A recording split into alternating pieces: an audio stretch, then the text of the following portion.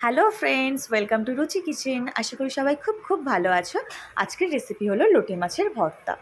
এর জন্য আমি আগে লোটে মাছটাকে ভালো করে নুন হলুদ মাখিয়ে একটা সাইডে রেখে দেবো, এবং আগে থেকেই আমি একটা আলু কুচি করে এবং একটা গোটা বড় সাইজের পেঁয়াজ, কিছুটা কাঁচা লঙ্কা আর কিছুটা রসুন কিন্তু থেতে করে রেখেছি। কড়াটা দিয়ে দিলাম গরম হওয়ার জন্য। গরম হয়ে গেলে এর মধ্যে দিয়ে দেবো আমি তেল।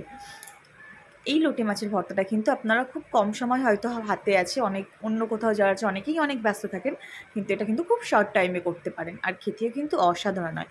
আমাদের বাড়িতে তো সবাই খেতে খুবই ভালোবাসে। তোমাদের কেমন লাগে তোমরা কিন্তু প্লিজ কমেন্ট করে জানিও।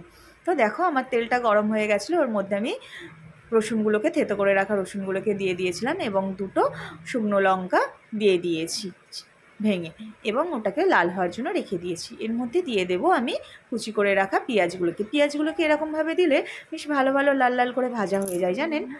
তো এটা পেঁয়াজটা দিয়ে একটু লাল লাল করে ভাজা হয়ে গেলে এর মধ্যে কিন্তু আমি লোটে মাছগুলোকে দিয়ে দেবো।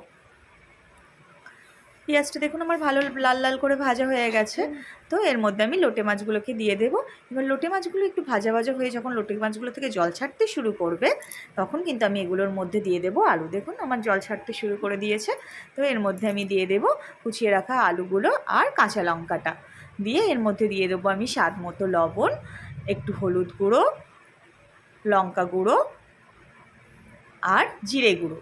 আমার যেহেতু লঙ্কা গুঁড়োটা কাটা ছিল না, তাই জন্য পরে কেটে কিন্তু আমি একটু লঙ্কা গুঁড়ো দিয়েছি। একটু জিরে গুঁড়ো দিয়ে দেবো।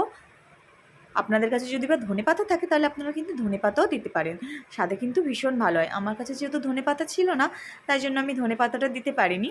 তো এটাকে ভালো করে নিয়ে এবার নাড়িয়ে চাড়িয়ে নামিয়ে নেব। ভালো করে ভেজে নেবো। ভাজতে ভাজতেই কিন্তু আলুটা আমাদের সেদ্ধ হয়ে যাবে। যেহেতু লোটে মাছ থেকে জল ওঠে, তাই জন্য কিন্তু আমরা আলাদা করে আর কিছু দেবো না। তো এরমভাবে নাড়তে নাড়তে দেখবেন আমাদের লোটে মাছটা হয়ে যাবে।